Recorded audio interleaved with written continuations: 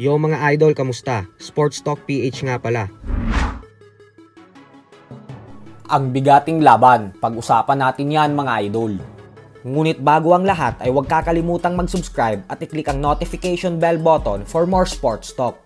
So naganap na nga po kanina lamang ang inaabangang rematch sa pagitan ng anak ng British boxing legend Ricky Hatton na si Campbell Hatton at nang huling tumalo sa kanya na si James Flint.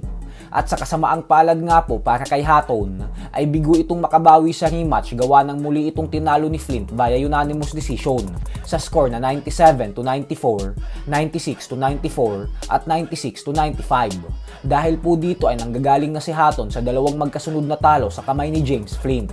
Unang beses silang nagtuos nitong nakalipas na buwan ng Marso lamang, kung saan nagawang baklasin ni Flint ang nooy napakalinis na undefeated record ni Hatton na 14 wins with 5 knockouts at walang talo.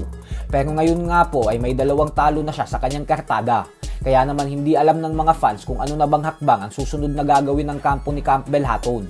Hindi po kasi natin maikakaila na dahil sa dalawang magkasunod na talong nalasap ni Hatton, ay mahihirapan talaga itong makapasok maski sa world rankings man lang ng isa sa 4 na major boxing organizations. Sa kabilang banda naman mga idol ay matapos nga po ng masaklap na pagkatalong nalasap ng former WBC Junior Welterweight World Champion Regis Prograis sa kamay ni Devin Haney nitong nakalipas na taon lamang, ay bigo nga po itong makabawi dahil muli itong natalo sa kamay ng matibay na British fighter na si Jack Catterall kanina lamang. 2 beses pong bumagsak ang dating kampyon sa kamay ni Catterall, kaya naman natalo ito via lopsided unanimous decision sa score na 117-108 at 116-109. Dahil po dito ay nanggagaling na sa dalawang magkasunod na talo si Regis Prograis at lumagapak ang kanyang record sa 29 wins with 24 knockouts at 3 talo. Habang si Catterall naman ay umabante na sa 30 wins with 13 knockouts at 1 talo lamang. Bukod dyan ay nasungkit niya din ang bakanteng WBO International Junior Welterweight title belt. Inaasahan naman na lalaban na ulit sa isang world title fight si Jack Catterall sa susunod na taon.